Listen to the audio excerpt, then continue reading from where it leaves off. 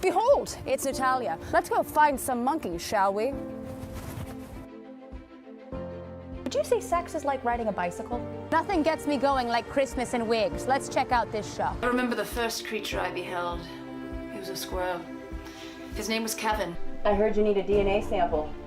I want to find light and joy in things that bring us together and unite us. And I think science is something that can unite us. Ow. God damn. There's a world out there, a world that needs to be beheld.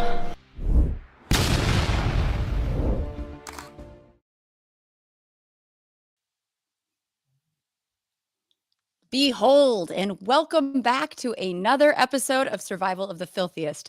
I'm your host, biological anthropologist, comedian, weirdo, Natalia Reagan. And I created this show because what the fuck is happening in this country? I mean, folks, we have a war on science, healthcare, DEI, people of color, gays, bays, jetways, veterans, queers, engineers, the vax, paperbacks, teachers, creatures, and the queer community, especially the trans community, non-binary folks, and genderqueer communities. So what better way to resist than to talk to scientists, comedians, and educators who are creating some good trouble to move this country forward rather than 5,876 steps back. And here's a quick reminder to please like, subscribe, and comment if you enjoy the show or ask any questions. And if you really like the show, you can become a Patreon member. I suggested it's a lot of fun.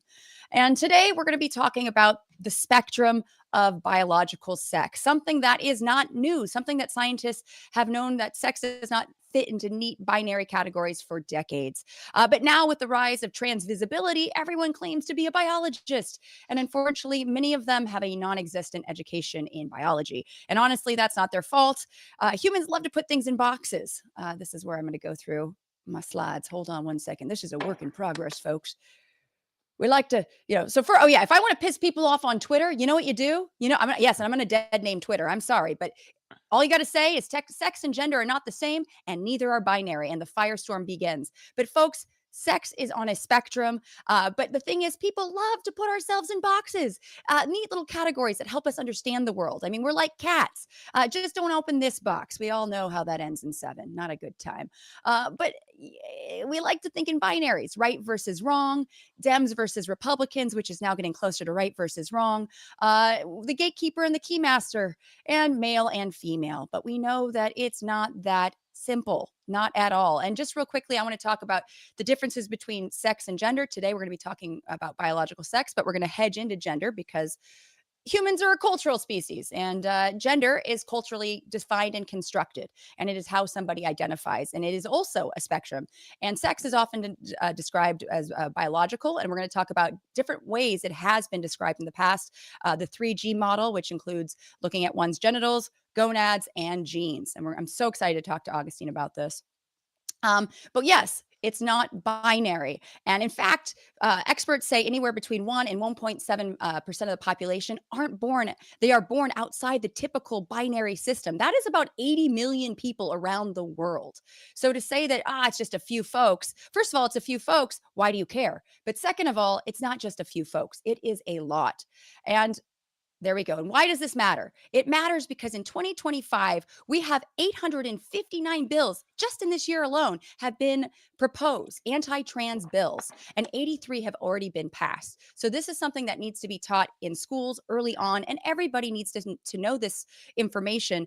And the person we're going to be talking today has written a book that's going to equip you with the knowledge to basically combat any trolls that try to tell you, what are you talking about? Sex is definitely binary. And this is also ironic, coming in a time that in 2024, Grindr basically shut down during the RNC last year because a lot of folks were requesting relations with folks that might not fit in a typical heterosexual spectrum. And that's okay. No shame in that game. But this is a problem. And this is why I think we need to talk about what's going on and how we do not need to be living in fear rather than to educate ourselves. And also the White House also proposed that we need to define, there's only going to be sex, not sex and gender. We're just going to look at sex. And they define sex as what you are at conception. And a lot of biologists, that raised alarms because we know that for the first 6 weeks after conception, this little zygote is basically presenting as female. So does that mean all these male politicians are just trans men? Possibly, possibly. And just a reminder that culture plays a huge role in our species.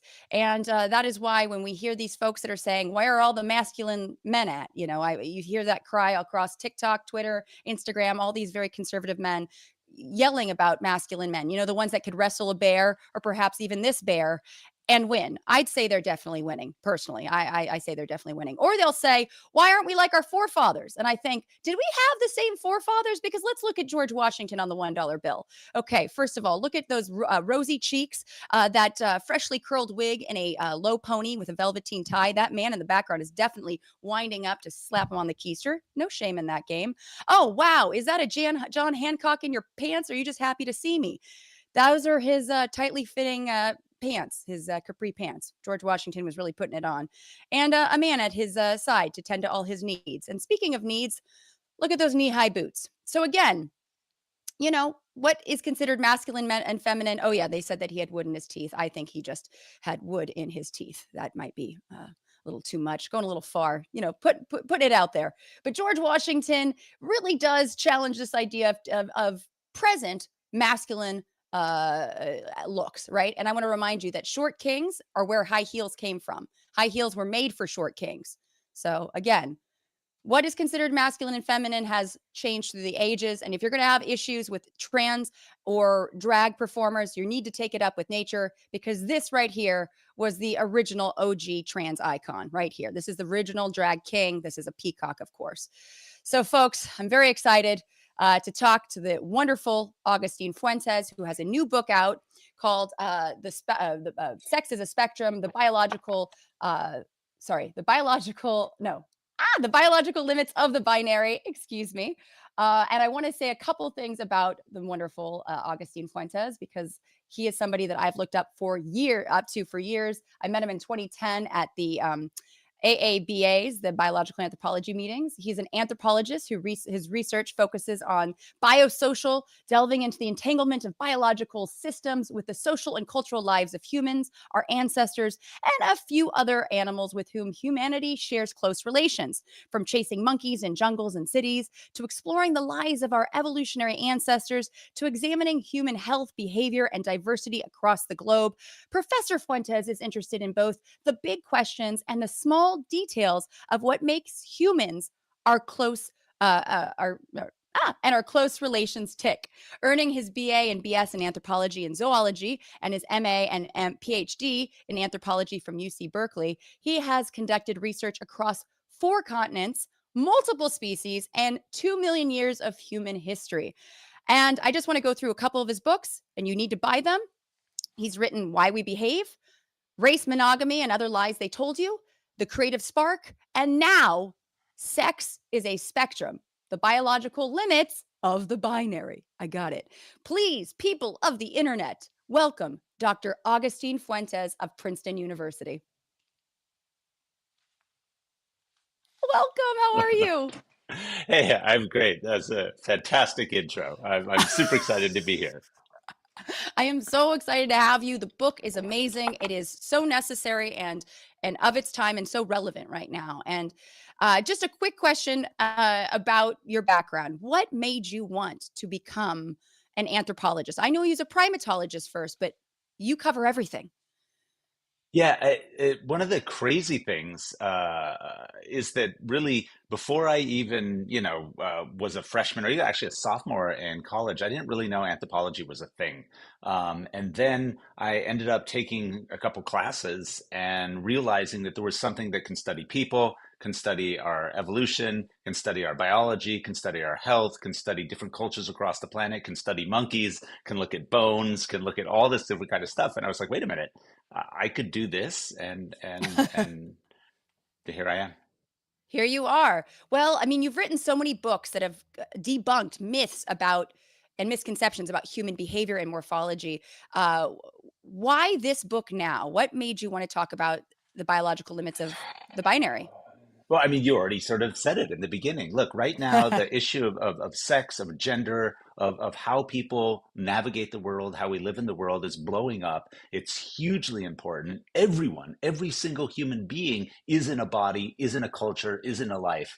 And the conversations, particularly around sex and gender right now, are bad. They're just awful. There's a lot of hatred, there's a lot of fear, there's a lot of ignorance and a lot of misinformation. And I kept having these conversations trying, on social media, in classrooms, in public lectures, trying to be like, hey, check this out. This is complicated. It's really interesting. And people are like, ah, freaking out and like lobbing BS left and right nonstop. And I'm like, wait a minute. Okay, if we're going to have this conversation, if you really want to talk about sex, about bodies, about genitals, about genetics, about sexuality, if you really want to do that, you need to know what the heck you're talking about, right?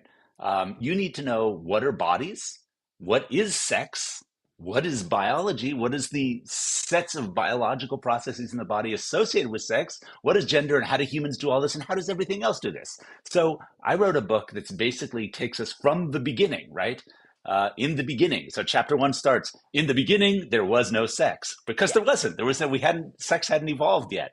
And walks the reader all the way through, like, what do we mean when we say sex about an evolutionary biological process? What do we mean when we talk about reproduction? What do we mean when we talk about how do different animals do sex? And finally, what do we know about us today? Yeah, and I think it's really great that you do cover so many animals up front, which I think humans have a really easy time understanding that animals might not fit into the binary. That, like, for instance, all earthworms are, intersex, right? Earthworm Jim is a they them, right? Or Right. that the wrasse can switch sex back and forth. These things are something that we can understand. Why do you think that humans have such a hard time wrapping their head around or able to accept the fact that we don't fit into a binary? Well, because two things, right? One, most people don't know what they mean when they say binary, right, or spectrum. And two, we all live in a culture. We all live in different things with histories. And one thing that humans try to do is, as you said, and I love the cat in the box, put us in boxes. All humans categorize stuff. And many contemporary societies based on particular histories, particular religious beliefs, particular capitalist structures, say, here are our boxes, 1, 2. Right. And we know that cross-culturally, many societies have multiple boxes, lots of different categories. So we can get into that. But let me start with this one thing, because this is what I want to give this sort of lecture in public. Look, what's a binary? People are like, binary, there's just two sexes. I'm like, wait a minute. A binary is a 1 and a 0, right? Those are both digits, right? They're both numbers, but they have nothing to do with one another, aside from the fact they're both numbers. They don't overlap. They don't cross. They are two different kinds of thing within a category, right? It's a category of numbers. There's a 1 and a 0. Okay. So if you want to say that in humans, mean Homo sapiens, our species, there's a, female and a male, you're wrong. That's not the way it works. What we have is a bunch of biological variation that's distributed in bodies. Everything, every single one of us is built of the same stuff. But what we have is different frequencies, different variants, right? Different patterns. And there are these typical patterns. And so we have two typical patterns that we're going to call 3G male and 3G female. That is an association between a particular kind of genes, particular kind of gonads, particular kind of genitals. And that has all these other correlations to biology. There are definite patterns. Male and female are not the same thing, but they're not different kinds of thing. They're different clusters of variation. And so that's the limit of the binary. Binary thinking makes us think they're just two kinds with nothing else, but we know there are two clusters of typical cluster variation and lots of stuff in between them. And if we're biologists, if we're doing biology, you can't be like, well, I just like this stuff. I'm just going to ignore variation, right? You can't ignore variation. Variation is what drives evolution. And so if you really want to have this discussion, you got to know what you're talking about. And I like that we're using the word variation, because for years they were considered disorders or, anomalies or something, pathological, but this is variation. Well, but I mean, even go beyond, don't even think about just folks that fall outside of the typical clusters of male and female. Think of the entire thing as variation, right? Yeah. So, I mean, people don't recognize. So, for example, what is that overlap? How do bodies move back and forth? Okay, so all humans, right, develop fatty tissues in this area, right? And in fact, certain subsets of humans, right, clustering primarily into female, develops glandular tissue that facilitates lactation should pregnancy and other things happen. But 40 to 60% of those humans called male, right, develop fatty depositions around the nipples and in the chest area, which we would call what they call gynecomastia, which are just breasts. Look, man boobs are a real thing, and it's a normal thing. You can look around, that's just part of the development. Now, there's differences in how breasts develop and the kinds of fatty deposition across different, clusters in human species, but all of us, right, are the same people. We're the same species. And so you have to think about how does that variation distributed itself? And that I'm rambling here, but it's just, No, you're I not. want people not to just think about like when we talk about variation, we're talking about some, Outside. 1%. Yeah. Everyone is inside the species. Yeah. And if you're I really love talking that. about biology, we need to talk about what's inside the species. No, that's perfect. And I think that's, again, to really drive home the point that, yeah, there is so much variation and just understanding that there's so much overlap too. I mean, and you brought up, I mean, I just, excuse the expression, but I think of Bob's bitch tits from Fight Club. You know what I mean? Like, and all the hell, but we all have met people and know people. There's so much variation in our body shapes and sizes. I mean, the book you address things like, height and the overlapping, or even, and one thing I want to talk to you about are just some of the key elements of biology that people use to break down this idea of a binary. And one is brain differences. Can you speak a little bit about, yes, yeah, right. So, I mean, everyone's like male, female brains, right? Male brains, female brains. Okay, first off, those things don't exist, right? Anyone who argues that, it's usually a psychologist or a few neuroscientists do, but there's great literature out there. Lise Elliott and their colleagues published a study a couple years ago called Dump the Dimorphism, where they look at thousands of studies and, tens of thousands of brain scans and actual brains themselves. And the bottom line is, of all the variation in human brains, right? If you were just to line up all the brains of 8 billion people on the planet today, what sex you are, right? Whether you're classified male or female, depending on which categories, but let's say male and female, explains less than 1% of all the variation in brains. So that means that brains vary individually and by size, by a whole bunch of different kinds of stuff, but not male and female.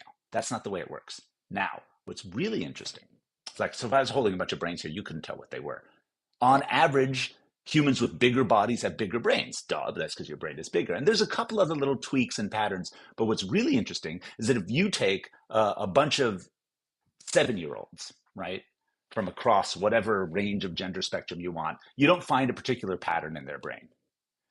But if you take a bunch of 25-year-olds, those that self-identify as women and those that self-identify as men, or feminine and masculine, you will find their brains react differently to stuff. So what happens is gender, the way we enculturate, the way we learn about the world, shapes the way our bodies and brains react to the world. And so, yeah, there's some important patterns that are fascinating and really cool, but it's not because our brains are different, it's because our lives are different. And that's what shapes how we work. Oh, I love it. Yeah, because essentially we are a biocultural species. I mean, you bring that up all the time. Can you speak a little bit about that and how we can, recognize these things? You just brought up a great example.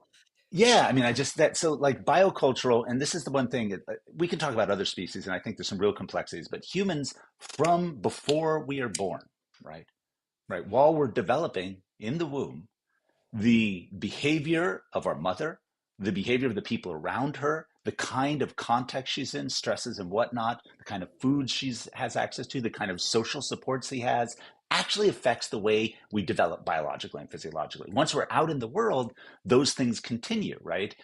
Humans are biocultural. That means we're always a mixture. So for example, I tell this people all the time, I'm not going to pull my shoes off and show you my feet, but one thing that I find really fascinating it's okay. is, It's that time of show. the thing is, like, everyone who's listening, like, think about that pinky toe. Right? I want you to think about your pinky toe. When you look down, you're like, what's up with the pinky toe? It's like all small. It's like curled in there. It's like, what is the pinky toe doing? Okay, so it turns out if you did not wear shoes your whole life, your feet are like this, right? Your toes Splayed. spread out. The pinky toe doesn't. So when you see your foot all like this and stuff, that is cultural. Your foot develops, the bones, the muscles, the ligaments develop in a particular cultural context. And so as an adult, your foot is a biocultural piece of material. Our skin is biocultural, right? You put on creams, put on lotions, or you don't, all right? And different kinds of things happen. Anyway, again, I'm rambling here, but this is such an exciting topic. Our bodies are biocultural. So when it comes to sex and the biology of sex, right? All the things associated with reproductive systems and other parts of the body that are connected to that. The cultural structuring and dynamic is a central part of who we are. So really, we can talk about gender and sex, right? And talk about biology and culture, but the two are never separate. They don't exist without one another. Yeah. And another one of the elements that really got me thinking, and I love that you covered, was hormones. Yeah. And that hormones, Oh, there's so much. I mean, like that right there, there's a whole other show. I had yeah. Sarah Lacey and Kara Achenbach on to talk about Woman the Great. Hunter and about how, hormones and how estrogen actually helps with endurance, right? And things of that sort. So persistence hunting, it would have been very helpful. And some athletes even take it because it helps them perform better. So, can you talk about like maybe the overlap of the hormones, and that So there's not male, female? there are no such thing as, there's no male or female hormones, right? There's different frequencies that are typical in different bodies. Okay, so but think about it this way. So we have an endocrine system. That is, we have a bunch of glands and different organs that produce hormones in the body. All humans have the same system, right? Except most humans have either testes or ovaries as the gonad that they have. Now, some humans have ovotestes, some humans have both. So that let's just talk about ovaries and testes. What most people don't realize is that ovaries, which are associated with 3G females, right, a particular typical cluster of variation, and testes associated with 3G males, a particular cluster variation, those gonads produce testosterone, estrogen, and progesterone, and some other stuff. But those are the big three. All humans have testosterone, estrogen, and progesterone, and in fact, all humans need those. In fact, most animals need them, right? But what's really fascinating is that people are like, well, testosterone, T, right? That's what makes men. It's like, okay, on average, this cluster, this category of variation we're calling male, has higher circulating levels of testosterone and some differences in the body because of that. That doesn't mean women don't have testosterone. It doesn't mean they don't produce testosterone. And the flip side is true. It doesn't mean men don't have estrogen, and estrogen doesn't do critically important things. There's varying and fluctuating levels. There's some big differences, right, between typical clusters of variation in testosterone and estrogen, but there's not a binary. There's not a binary. Oh, we got a question real quick. Oh, Jonathan Marks. You might have heard of him. Happy retirement, Dr. Jonathan Marks. Please tell us how you make a hormone. Oh, man. Okay, Seymour Butts. Dr. Jonathan Patron is a patron of the show and a member of my Patreon. So just a reminder, folks, if you're having a good time, feel free to join and ask us more questions like, how do you make a hormone? Well, we've talked a little bit about 3G. I sort of acknowledged it up top, but just to really drive home the point, what is a 3G male and female? So most people have these weird ideas about sex as this sort of essentialist thing. And so a lot of people I fight with, even some biologist colleagues, right, are like, no, sex is gametes. If you make an egg, you're a female. If you make a sperm, you're a male. Okay. Or if you have XX, you're a female. If you have XY, you're a male. Okay. Neither of those things are totally true. Not all individuals we're going to categorize as male can be lumped that easily. And if you're just going to say a woman, like gametes, right, sperm or egg, if you're going to say that's all you need to know about someone, a human or any mammal or any animal, you're wrong, right? Because there's not a one-to-one correlation between making an egg and every aspect of your body or every aspect of your behavior or your ecology. All right, so gametes, genetics, those are not the ways in which we can categorize males and females. So what are we really talking about? A lot of people, when they research this, talk about sex assignment at birth, which means, you come out, the doctor's like, penis or not, and you get a decision. That's a really bad, not very biological assessment. A lot of change happens in genitals as we develop, particularly towards puberty. So that's classically not the best assignment. So the real good assignment when you're talking about average or typical categories is 3G. And that is, there is a strong concordance of variation around individuals who cluster around a particular set of genetics, a particular set of genitals, and a particular set of gonads, right?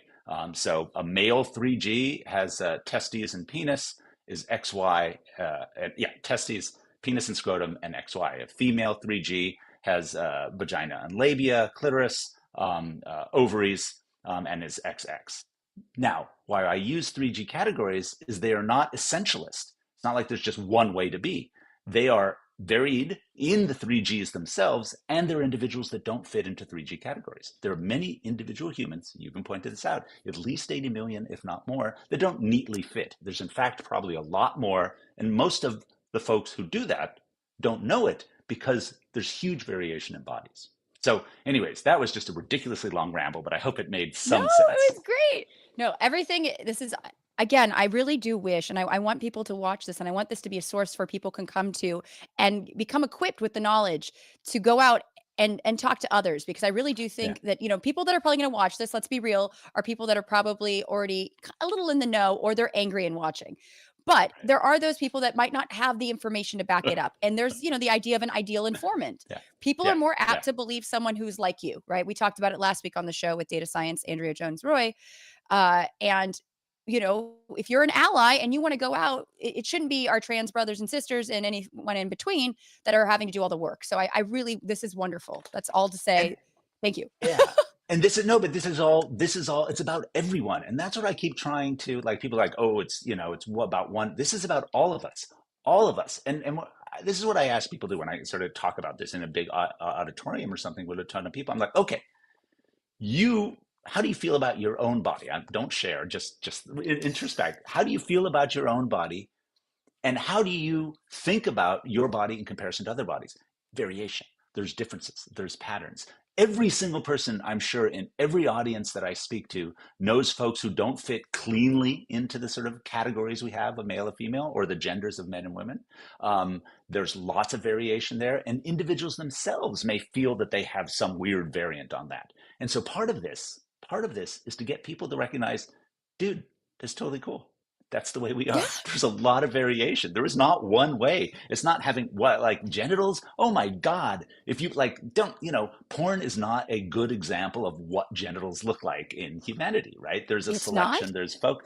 The bottom line is, if you were actually to look at 1 million genitals, you would see massive variation. There's a huge range in fully functioning genitalia in humans. And we have this fixation of particular kinds and particular patterns. And the same is true for every other aspect of our body. Variation is central. Now, before people get all pissed off and like the people who are hate watching start yelling, that doesn't mean that this cluster of variation that is male and this cluster of variation that is female are the same thing. They are not. They're different clusters of variation, but they don't explain all the variation in humans, and they're not two different kinds of thing. That's my punchline, right? So it's not like people aren't different. It's not like there aren't some really important patterns. It's not like everyone can, get pregnant and give birth. They can't, or lactate. They can't. There's patterns, or menstruate, right? There are patterns that are really important, but it's not a different kind of creature, of being. It's all about variation in humanity. Absolutely. And I feel like there, those that claim that by acknowledging trans women, we're taking away from, 3G women, which I think is ridiculous, right? Because a example I like to point out is Dr. Blair Peters, the, gender affirming care surgeon who actually finally counted all the nerve fibers. I mean, not by themselves. I think they had help on the clitoris because, and I asked them why, it was to build a better penis. So it was actually for trans healthcare. And it's like everybody benefited in that situation. But you do talk a little bit about biological sex and also, in the medical world. Can you talk a little bit about why maybe that's important, but it's also important to acknowledge the variation? Right. Yeah. No, and I think this is really, really important, but I'm actually I'm gonna push on one thing. I actually don't say biological sex. I say sex biology, because I like biological, that. If we're talking about sex and we're talking about biological parameters, then the word biological in front of sex does nothing. And people use it just to say there's one way. I'm like, no, there's sex biology. So there's biology, there's bodies, and there's patterns of variation associated with sex, right? And that's how we know. So anyways. I'm taking a note. I know it's uptight, but I'm just like, dude, because it's important. So health, right? So what's really, really important, and I think let's just talk about the US in general, since we're here right now talking about it. There's a history of excluding women, right? This broad gender category, which includes a huge range of bodies, right? That are primarily 3G female, but also male and a bunch of, anyway.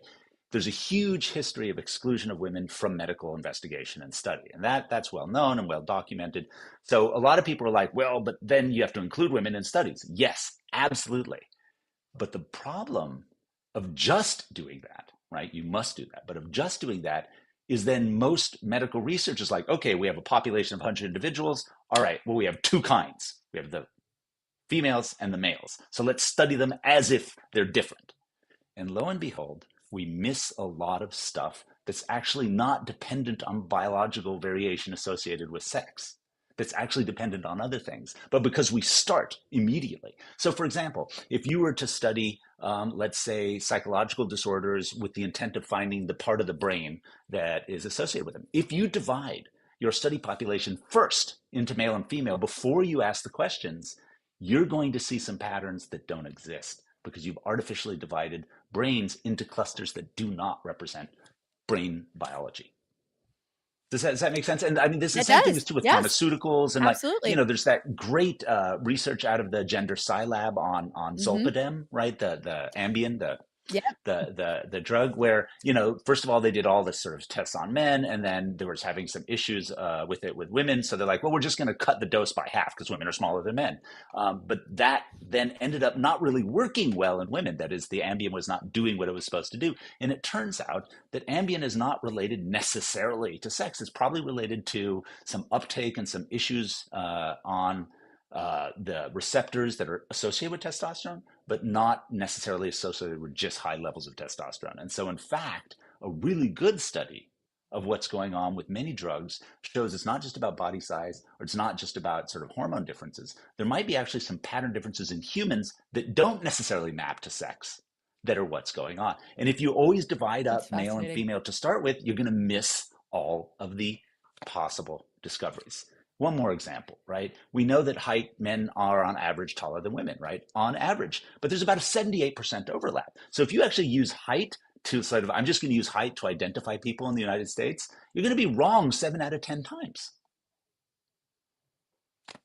I love it. No, but it's true. There's so much variation across the globe when it comes to things like morphological differences. Absolutely. And we forget that, like I remember what was that movie Twins years ago with Danny DeVito and again, we live in a world where you had like Andre the Giant, and then you have somebody who might be 2.5 feet tall. So, and if aliens came down to Earth, and again, with like Women the Hunter, if somebody's digging up graves and you do use an example of a pelvis that was found that, was later re-examined and believed to be male at first, and then was believed to be female.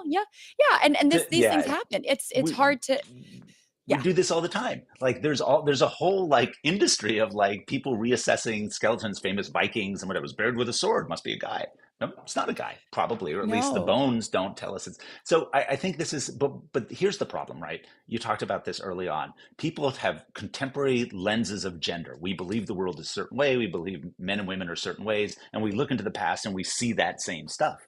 And it turns out the past is really confusing, and we can't actually see gender very well. We can see bones, we can see materials, but we don't really know what's going on. And what's fascinating is that when you look in the past and try to reconstruct gender, especially the deep past, you see gender that looks like we're what we see today in the last 4, 6, 7,000 years.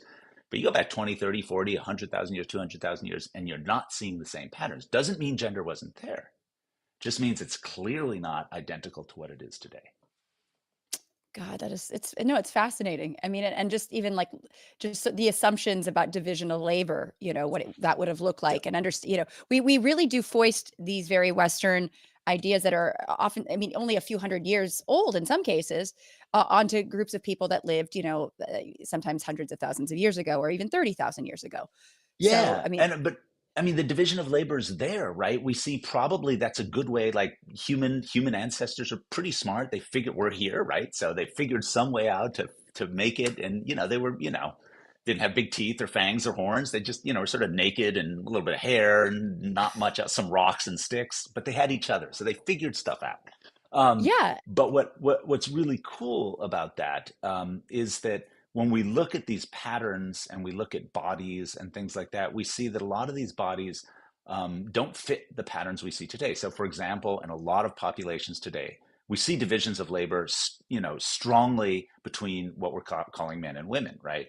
That could also be in the past, but some of the divisions of labor today are based on upper body strength and bone density and things like that. So if you go back 30, 40, 50, 60,000 years, you're going to find everyone, right? Whether we're categorizing them 3G male or 3G female, has actually higher muscle density, larger, more robust muscles, actually was stronger than any, would sort of kick all of our asses. And in that context, no, but think about that, because the explanation in the past, and you had Kara Achenbach and Sarah Lacey on here to sort of talk about this. The assumption was, well, looking at certain contemporary, mostly societies today, we extrapolate that to the past, but people in the past were a little different, and so they did things differently. I'm not saying men and women, or whatever categories they had, were the same. I'm saying that what we know is that bodies and patterns and lives were clearly different in the past. And up until recently, as you just said, the distribution of gender patterns and norms used to be really different. It's really the last few centuries that a very, very limited set of gender reality and experience has been imposed on the world. Yeah. Yeah. And I just feel like, when we talked about women, the hunter, and just the division of labor in groups that small in the early days, so like middle Pleistocene, late Pleistocene, we Yeah. probably were not, everybody was doing the same damn thing. So, I mean, if you Yeah. think about it, the past was very progressive. I mean, even looking at third genders across the Yeah. world, right? We had a lot of Yeah. third genders and gender pluralities, and Yeah. it's not new. I think that it's interesting, this idea that all of this, talking about sex biology as not being a binary is like brand spanking new. But I mean, you do address this in your book, the fascinating idea that up until not that long ago, there were not divisions between the sexes. It was just, the same species and a Well, hierarchy. yeah, I mean, there's some kinds of relations, but let's think about this. Like the one thing people go to is like, well, of course, look, women, we can get to the debate about, but like people with uteruses, right, Mhm. can gestate and lactate and give birth, right? Okay, so clearly having a uterus and a capacity to lactate puts you front and center in reproduction, right? So you produce like the infant, you birth the infant. In many mammals, right, females take, like the individual with the uterus and the mammary glands who births the infants takes, control and does most of the work. In some mammals, the female hands that infant off to someone else to do a bunch of the work. Yeah. But humans actually figured something out weird, because we got these big gigantic brains now, and we have this really weird developmental thing where the human is born and it takes them years to walk, whereas a giraffe is born in like 15 minutes. It's like running across the savannah. But humans had to have something in place to be able to produce infants that are just useless, right? I mean, they have to be Yeah. cared for intensively. Ugh. And so what our ancestors did was they got together, they contributed. Everyone, regardless of your genitals or whether you have a uterus or not. Clearly, having uterus and the capacity to lactate was central, but all the energy, all the pressure of reproduction, of caretaking was distributed throughout the group. And we have very, very good evidence in human bodies today that all humans have the capacity to respond physiologically, right, hormonally, to caretaking. And so what's really cool is that when we talk about reproduction, we're like, well, women reproduce and men are off here hunting or whatever, or hanging out and playing cards and drinking. That's not true.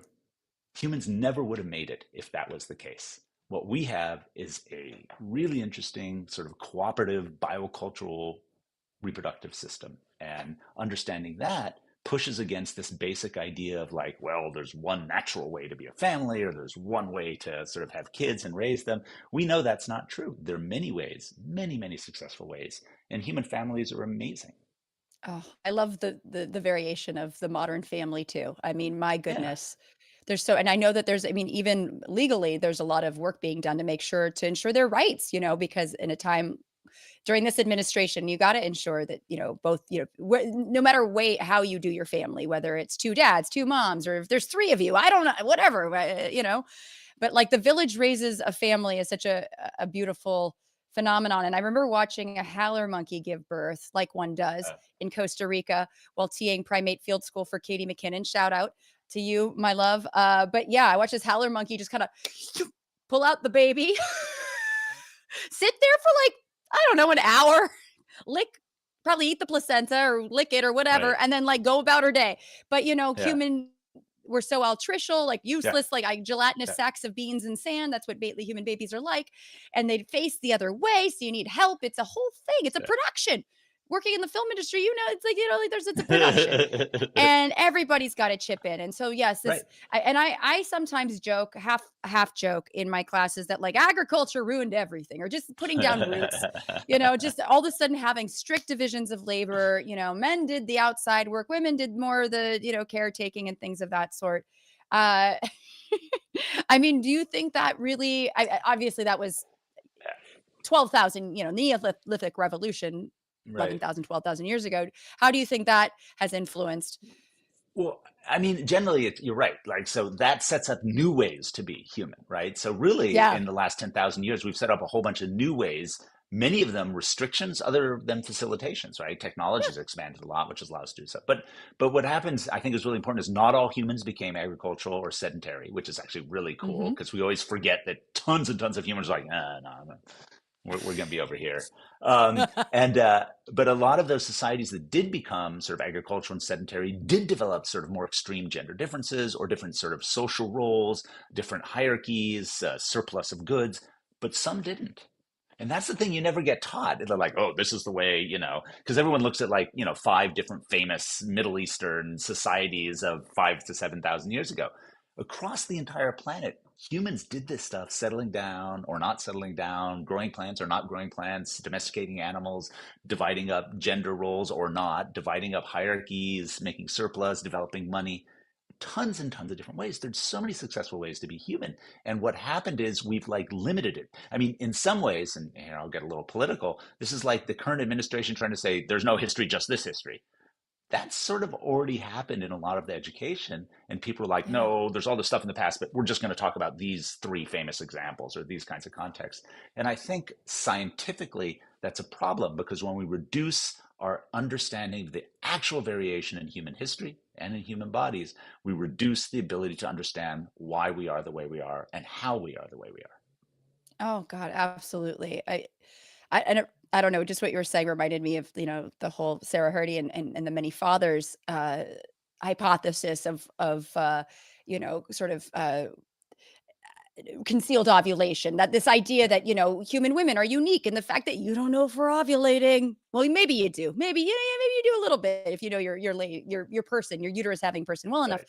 But there's this one theory, and I can't remember exactly who was the one that was saying this, but it would promote monogamy, because you would want Yeah. to Yeah. lock down your female and make sure she's not stooping anybody else, and you had, those are my kids. But there was the Sarah Hrdy.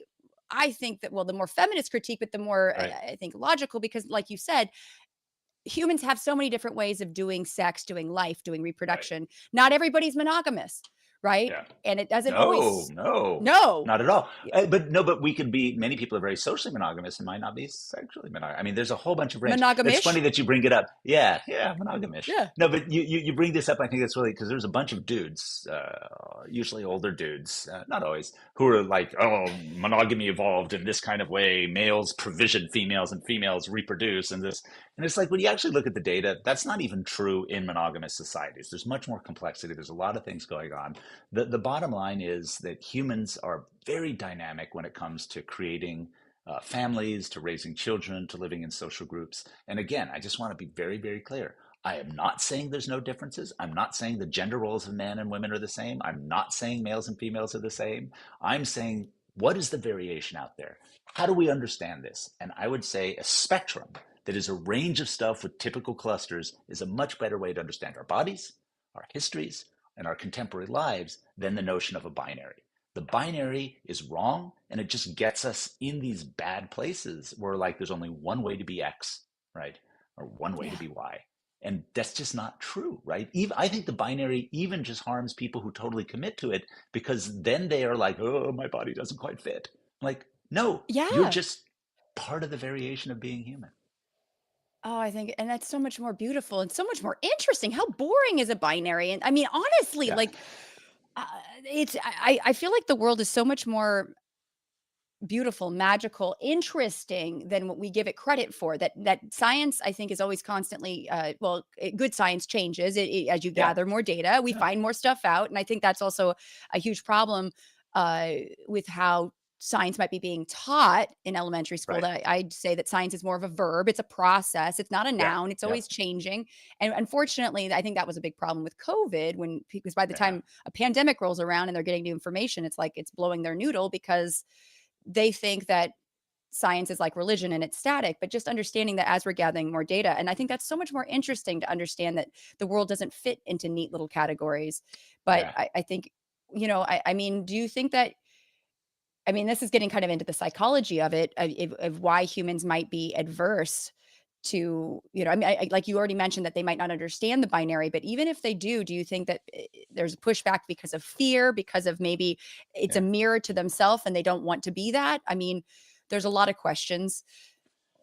Yeah, but I mean, this is also, I mean, we have to think about the political moment that we're in right now, right? So, where you're seeing a lot of this violence against variation and different senses of identity emerging, or different ways that were much more common in other societies, or in past societies, even the same society that we're in right now. What we're seeing is a kind of creation that centers around, I think, control, ways of controlling. So a binary gender typicality, binary notions of sex are really not about biology. They're not about science. They're about political and maybe economic control, right? Because if you have these categories and there's no variation in them, then you get to say things, you get to make laws, you get to do kinds of things that limit, right? If you look at all, you pointed at 895 laws, anti-trans, LGBTQ sort of laws in the United States, right? Or, well, bills that are being forwarded, but a bunch of them are becoming laws.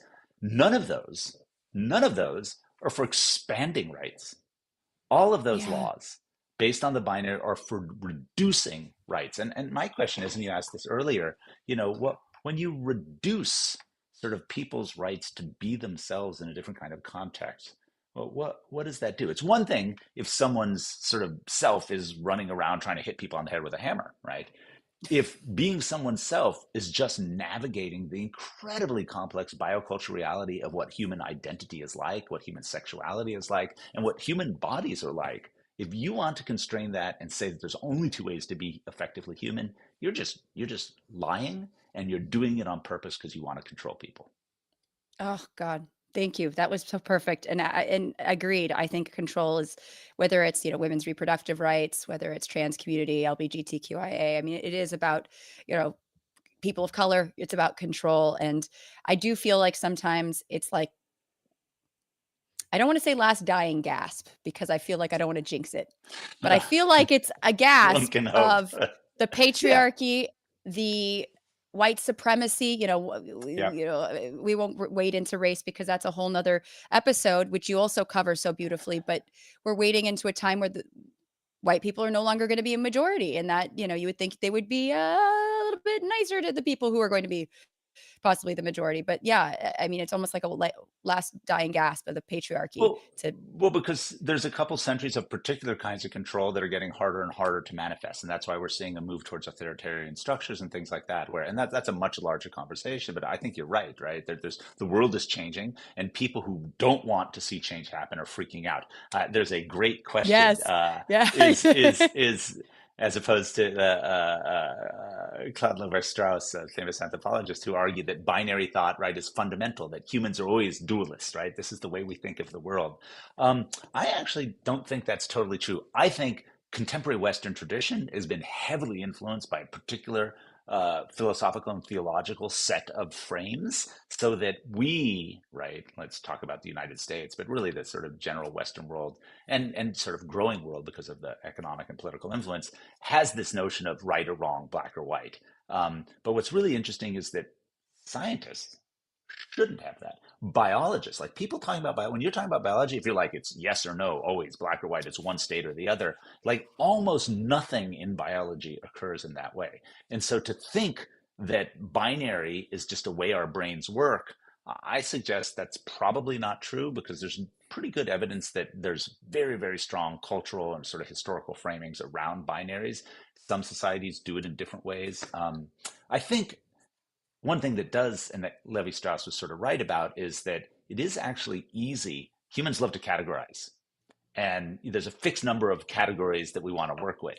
And two categories is a really good number, although three is also a very good number as well. So Yeah. And thank you. That was a question by Dr. Jonathan Marks, again, retiring. Congratulations, good sir. And And everyone you should should read read his books. Read his books. Read his books, please. Read all his books. They are amazing. Tales of X Apes. I'm just going to shout one out. Why I'm not a scientist. Is science racist? In short, yes, it is. Okay.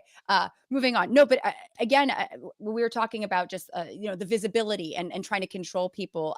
Recently, I did a show about Beyond the Binary, women in genderqueer history, and every year the Gallup poll comes back with higher numbers of folks now identifying in the LGBTQIA community. I think Gen Z Right. at this point is up to 20%. And one could argue, is the gay agenda working? And it's like, well, yeah, if it means you're being yourself, right? Like if So because of visibility, representation. Right. I mean, so one of the things is a whole bunch of other things have also radically increased in the last 50 years or 20 years, right? Yeah. A whole bunch of different things because we now know more about them, right? Yes. And in fact, there are many societies that had different ways of thinking of gender and identity. We have had, let's take the US, because that's where that number comes from, a very, very specific, particularly over the last century and a half, a very restrictive, increasingly restrictive notion of gender norms and gender behaviors. Now, right, over the last 20, 30, 40, 50 years, there's been some flexing in that area. So of course, people who are like, I don't feel like a binary. I sort of feel like this, but I'm not quite there. I sort of feel somewhere in here. And now there's an opportunity for someone to say, you know what, I feel here. What I love about a lot of this sort of what people call identity and sex, I mean, whatever, it's just people being themselves. Is they're exploring and figuring out. It's like, you know what, I feel this way, so I align sort of here, but not totally. Cool. I'm not even worried about what you call that. Like, be yourself, right? And that is beautiful, and that's what I love about a lot of the current sort of younger generations is they're like, nope, I'm this way. The problem is we live in a society where everyone's trying to put them in a box, right? It's like the cat's in a box, right? They're trying to do that nonstop, and I'm like, stop with the box. Why don't we do the science? Step back, and if we undo binary categories and say we don't you represent in these patterns as you feel fit, as you see fit, and then we actually study how people show up, that's much better science. That's going to tell us what's going on rather than saying you must be this or this. Yeah, I mean, it's a miracle. I feel like those studies where they try to see what kids gravitate towards. Like, it's like, you better nab them when they're 2 days old, because otherwise, like it's We forced we down get their shaped, throat. right? So, Yes. I mean, in every single way, you could take two identical twins, separate them, reverse. Don't. I mean, that's a horrible thing to do. No, But if you yeah, yeah. did, right, and you That wouldn't raised pass one, IRB. Yeah. yeah. If you raised one, in up around, the North Pole. Oh, just by the way, if you or any of your fans are really interested in good TV, the TV show North of North is absolutely fantastic. I highly recommend it. Really? Anyway, Okay, North of noted. North, it's super awesome. Anyway, so if you raise someone, very far near the North Pole and someone else, let's say around the equator, let's say around somewhere in Brazil, and then you brought those twins together, same DNA, right? Brought those twins together as adults and gave them some fish to eat or salmon, or let them see a picture, or let them describe weather, they would do that differently, right? Even with the same genetics. They would do that because we're biocultural creatures, and where we grow up shifts and changes us. And so acknowledging that is good science, and then recognizing that helps us understand why people feel the way they do about categories, whether they fit or don't fit. And that's the thing, like tons of people are like, fine, this typical cluster, that's me, I am so good here, this is what makes me feel good, I'm fine. That's great, but why would that make you then be angry that someone doesn't fit into that category? That's the weird thing. Everyone should understand that variation, that's part of being human. Yeah, it's really interesting that you say that, because I feel like so many people that would acknowledge that they fit somewhere in between, or at least maybe not, they'd argue that I'm not all men, or I'm not like Right, that, but they are so quick to lump right. other people in. I grew up, I only wore my boy cousin's hand-me-downs. My mom got called into a parent-teacher conference in kindergarten. She was afraid I did something terrible, and what they said to her was, Natalia only plays with boys. Which is funny now, Yeah, but yeah, at the time, and thank goodness my yeah. mom just went, so like, Yeah, I was a tomboy, but like, right. really was upset that I didn't wear dresses, that Right. I didn't fit into a, but it's just, and the joke was, their names were John, Jeffrey, Joseph, and Natalia, like I think my mom was more upset about the missed opportunity for alliteration. Right. Right. But yeah, I mean, even as children, and I think I've heard people even having babies, and I feel like a friend's sibling did this, and I need to look it up, where they had a child, but they didn't tell anybody their sex biology. Right. So they just raised it sort of gender neutral. And I should probably follow up and see how that went, because I think that's interesting, that Probably not well. I mean, in the sense that you yeah. can't, it doesn't work that way because we are a gendered species, right? Yeah. So even if you tried to keep kids from gendering, they would. And this is not to say that there aren't patterns of biology associated with hormones, associated with testes and ovaries, associated with particular muscle and skeletal development that create these typical clusters and trajectories. So it's not to say that those things don't occur. It's just that those things aren't a binary. Those things aren't two Yeah. different kinds of things, right? And I think that's really interesting, right? Because you see pretty big differences during and post puberty that you don't see in a lot of biological characteristics pre puberty, right? True. That's Yeah. interesting, right? That's Yeah. interesting, and that's really important. But you have to understand that as a biological pattern of variation, not that like all of a sudden testosterone shows up and makes a boy a man, right? That's not the way it Right. works. No, yeah, it's not the bar mitzvah for the body, right? Yeah. Uh, but I think of, oh dear, where did the thought go? I love when the thought comes and then it goes. Where did you go? Oh, I might have to pivot. You say so many, I was talking about this last week. I don't want AI to be this good, Right. but I kind of do. I want my brain to take notes so I can have them up here. Right. Cause while you were talking, I was like, oh my goodness. No, brains, body, it'll come 5 days from now while I'm sleeping. But brains and Um, bodies, I mean, like, just the whole way in which we develop, right? And just back to where oh we yeah. started. Yes, go ahead. Go, go, Oh, go, go. okay. Well, no, just the idea that, what we're born with, and I know people that this has happened to, that you could be born seemingly in your mind, because you don't know, you think you're a 3G male, Right. female, but then puberty hits Right. Whoop. and you go to your first Hey. OBGY. Yeah. Yeah. Or you don't get a period because guess what? You were born without a uterus. And Right. you didn't Right. know this because Right. we don't do scans of And babies when they're, you know what I mean? right. And we've got to get away from talking about even like the variation of the sex chromosomes. We've got to get away from disorders, right? I mean, there's some things that have developmental problems that cause, these patterns and make life very difficult for individuals, but the majority of these things don't. Right. And so we need to talk about variation. And I think this is important from the health perspective, but it's really important because once you understand what you just said, right, that, hey, there's some variation that you could go your whole life without knowing that you weren't a typical male or typical female. And if that's true, then what are people getting so uptight about? Yeah. And speaking of uptight people, I love the fact that like women's organized sports in the scheme of things, in the geological time, are very new, and Yes. still rarely watched. Let's be real. But boy, do Yeah. people have opinions about, trans athletes Yeah. or those that are 3G athletes that might not look like it, and can we talk a little bit about why they're Yeah. being So scrutinized? Yeah.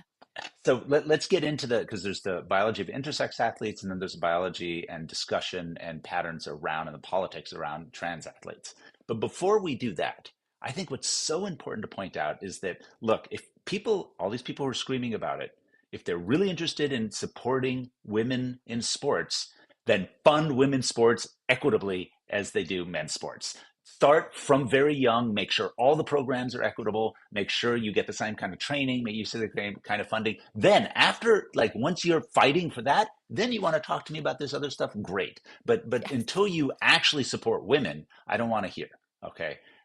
The other issue, and this is really long and complicated, and it is complicated, but the first thing is the contemporary debates about intersex individuals and both the Olympic Committee and the World Athletics, the big World Track and Field thing, making an assessment based on testosterone levels is highly problematic. Very, very good research demonstrates that testosterone doesn't have a major effect on the vast majority of sporting events. Now, body size, muscle density, and a couple other things, femur length, right? These things can, depending on which sport you're talking about, can have some impacts. However, right, you cannot identify single black and white or binary biological patterns that do that. So, for example, a slight higher than most women have testosterone level, right, might give you a slight benefit. But again, a longer femur than most women have might also give you a very good benefit. So you have to think about these things. And I'm not saying there's an easy, I'm just saying there's no one rule fits all for either trans or intersex context, that you have to really consider what is the sport, what's the variation you're talking about, and really, what's the big deal? There are over 500,000 NCAA athletes in the United States and about 14 trans women participating at a high level in that cluster. If you were going to spend millions of dollars in all of your political and economic clout to attack a very small and very, very threatened minority of individuals, just shame on you, man. Yeah, and I think it's just a big distraction. I mean, honestly, I feel like it's, even though it's doing great harm, I feel like they're distracting from some of the bigger picture items and really tapping into the fears of a group of people that need to read your book. To quite honestly, right? I do want to one quick shout out. Hold on, My Unfinished Journey. Thank you so much for all your support. Hail Natalia and Dr. Fuentes, and hail Sexual Variation. Yes. We also have a question from Dalton Puckett. Is the premise not based on a conflation of variables, unless I'm misunderstanding? It's true that gender roles, height, and psychology aren't binary, but they don't influence the distribution of sex.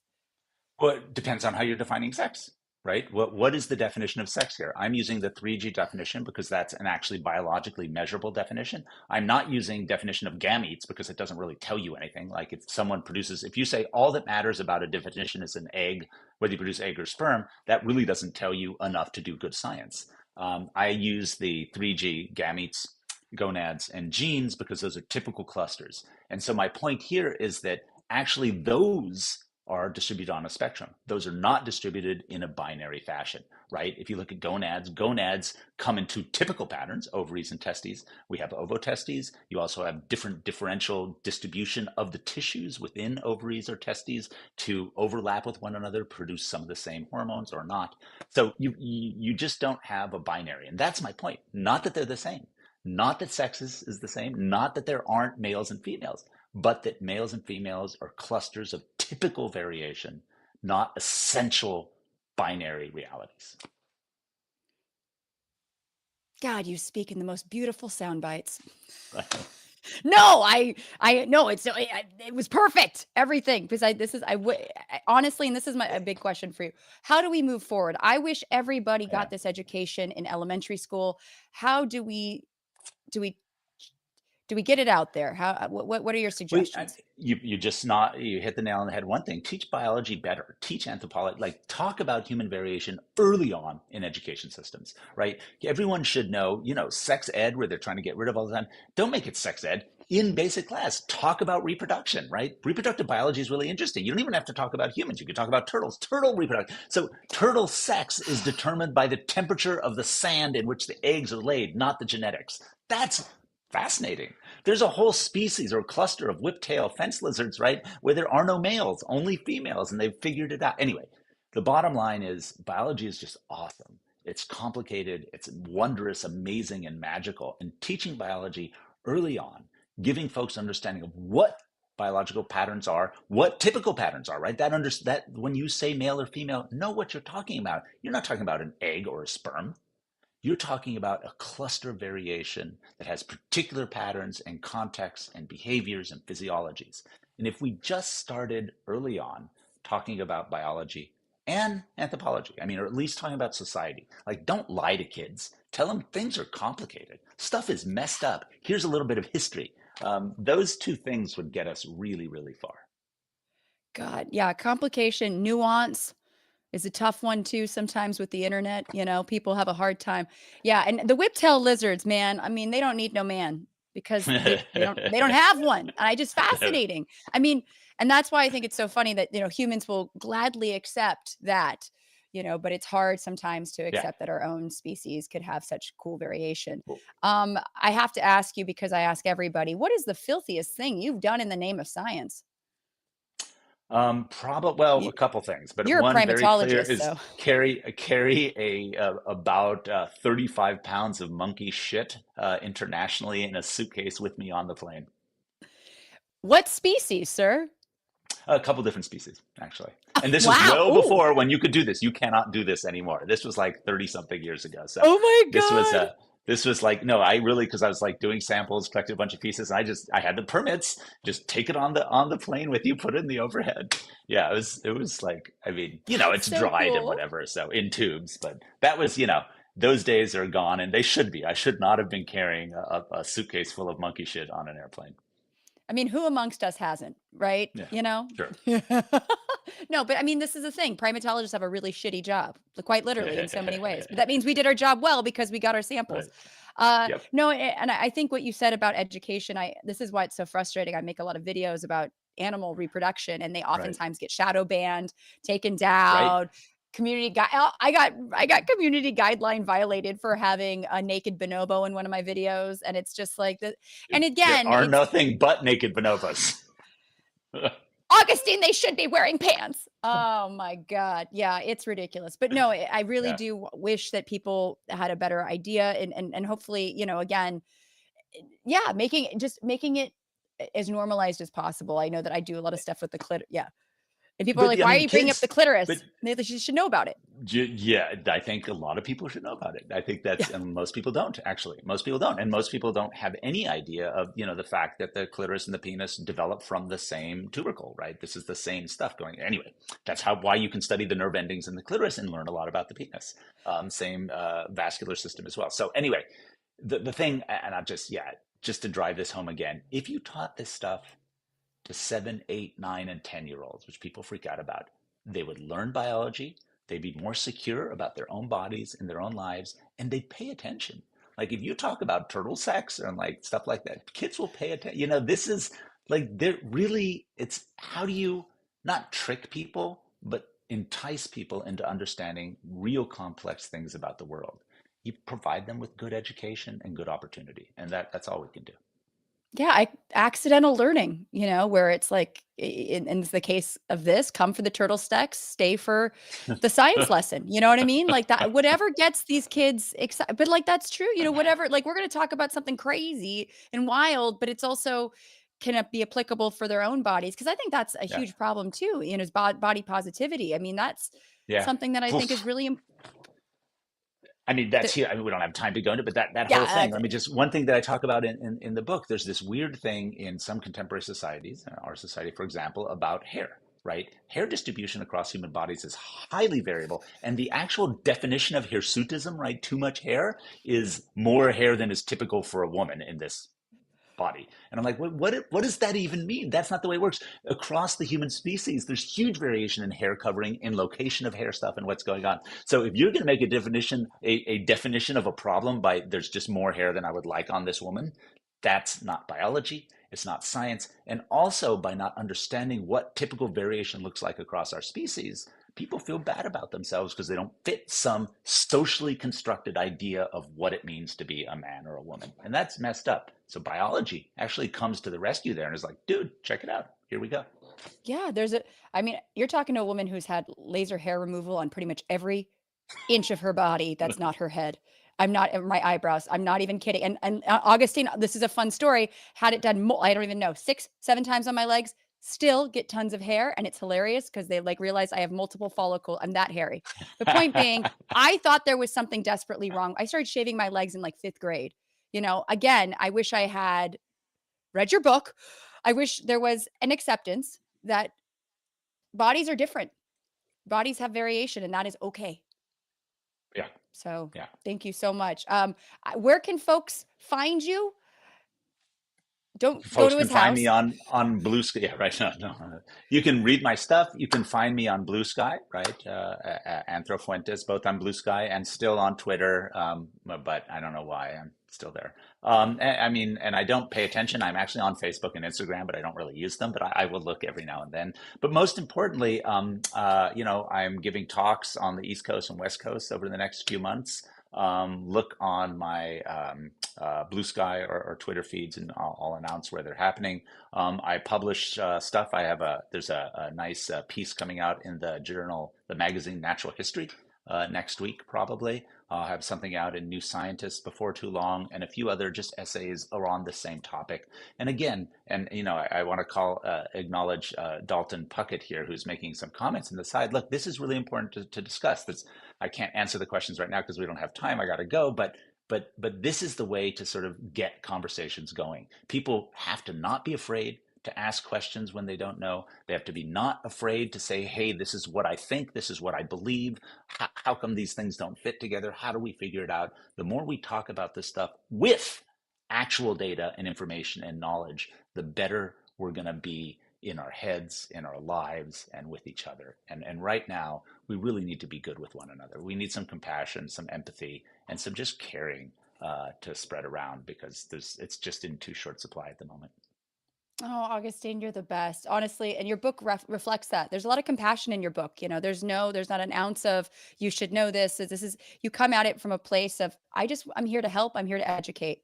So thank you so much for everything you do, debunking all these myths. I need to have you back on to talk about all the other books you've Totally. written. Anytime. And seriously, folks, buy all his books, all of them. Read them all. Go to the library if you don't have the money, but just make sure you digest what Augustine has to say. Thank you so much for being here. I know you have to run, so at any point, if you need to jump off, you're more than welcome to. I got to run. I have to go pick someone up at the train station. But thank you for having me. As always, so much fun, Natalia. So you much rock. fun. You're the best. Have a good day. And to folks at home, thank you so much for watching. Please, honestly, like I said, if you don't have the money, get it from the library. But if you have the money, get his book. It comes out May 6th. Sex is a Spectrum, The Biological Limits of the Binary.